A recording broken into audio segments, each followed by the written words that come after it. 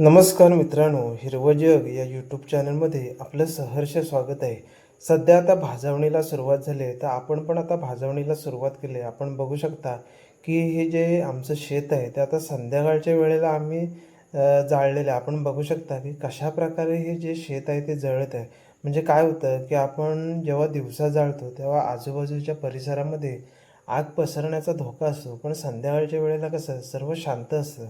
त्यामुळे आपलं शेत कसं अत्यंत उत्तम व चांगल्या प्रकारे जळतं. आपण बघू शकता की जे हे आपले शेत आहे ते कशा प्रकारचे जळत आहे. आपण काय करायचं आहे की ह्या शेतासाठी आपल्याला गाईगुरांचा शेणाचाही उपयोग होतो. आपण बघू शकता की आपण हे गाईगुरांचं शेण आणलेलं आपण बघू शकता की कशाप्रकारे आपण हे शेण साठवून ठेवलं. म्हणजे काय होतं की आपल्या शेतीच्या कामासाठी या शेणाचा अत्यंत चांगला उपयोग होतो. म्हणजे कसं होतं, शेणामध्ये जे काही घटक असतात ते शेतीसाठी अत्यंत उपयुक्त असतात व जे आपली जी जमिनीची सुपीकता आहे ती ह्या शेणामधून आपल्याला चांगल्या प्रकारे मिळते. म्हणजे कसं, बाहेरचं जे आपण रासायनिक खताचा वापर करतो त्यापेक्षा हे शेणाचा आपल्याला चांगल्या प्रकारचा उपयोग होतो. तसं काय होतं की आपण जो झाडाचा पालापाचोळा आहे, म्हणजे आपण बघू शकता की आमच्या ग्रामीण भागामध्ये आम्ही ह्याला कवल बोलतो. आपण बघू शकता की हे जे आईन किंवा किंजळ झाडाचं कवल आहे, आपण बघू शकता की हे आता आम्ही तोडून ठेवलेलं आहे. तर आपण बघू शकतो की आपण थोडं जांभळीचंही कवल घेतलं. म्हणजे कसं होतं की हे शेतीच्या कामासाठी अत्यंत उपयुक्त असतं. तसंच आपण काय केलं आहे की ही जी पातेरी जमा केली आहे, आपण बघू शकता की कशाप्रकारे ही पातेरी आपण बघू शकता की अतिशय उत्कृष्ट व चांगली पातेरी आहे. म्हणजे काय होतं की आपलं जे आंब्याचं झाड, काजूचं झाड किंवा अकेशिया किंवा जंगली झाडं वगैरे असतात, त्याच्या पण ही पातेरी जमा केलेली आहे. म्हणजे काय होतं, ही शेतीच्या कामासाठी व आपण जो शेत करतो त्यासाठी अत्यंत उपयुक्त असतात. म्हणजे आपलं जे शेत जाळण्यासाठी ह्याचा चांगल्या प्रकारचा उपयोग होतो.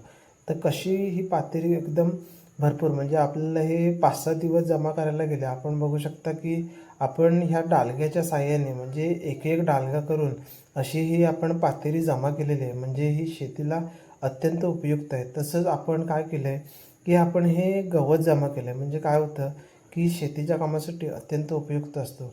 आपण पूर्वी काय व्हायचं की आपलं जे गवत वगैरे असायचं, तर आपण काय करायचो की माणग्याची जी बिलं वगैरे आहेत ती काढायचो. पण आता काय झालं आहे की माणग्याची बिलं वगैरे कोण काढत नाही. आता आपण काय केलं आहे की साडीचं दोरं असतं त्याच्यापासून आपण ही गवताची पेंडी बांधलेली आहे. आपण बघू शकता की कशाप्रकारे आपण हे जे गवत आहे ते बांधलेलं आहे. म्हणजे काय होतं, आपल्याला शेतावर नेण्यासाठी अत्यंत चांगला उपयोग. आपण काय केलं आहे की हे जे आपले शेत आहे कशाप्रकारे जळलेलं आहे आपण बघू शकता.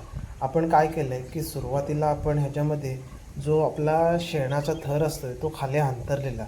त्याच्यानंतर आपण काय केलं आहे की आपलं जे कवळ आहे म्हणजे झाडाच्या फांद्या वगैरे त्या आपण इथे अंतरल्या आहेत व त्यानंतर आपण थोडी त्यावरती पातेरी टाकली, गवत टाकले. गवत टाकल्यानंतर आपण परत त्याच्यावरती पातेरी टाकली व नंतर आपण थोडी माती लावली. आपण बघू शकता की कशाप्रकारे आपलं जे शेत आहे ते जळलेलं आहे. म्हणजे अतिशय उत्कृष्ट असे चांगल्या पद्धतीनं आपलं हे जे शेत आहे ते तयार झालं आहे. म्हणजे आपण काय केलं आहे की संपूर्ण शेताला आपण बघू शकता की कशा प्रकारचं हे शेत आहे.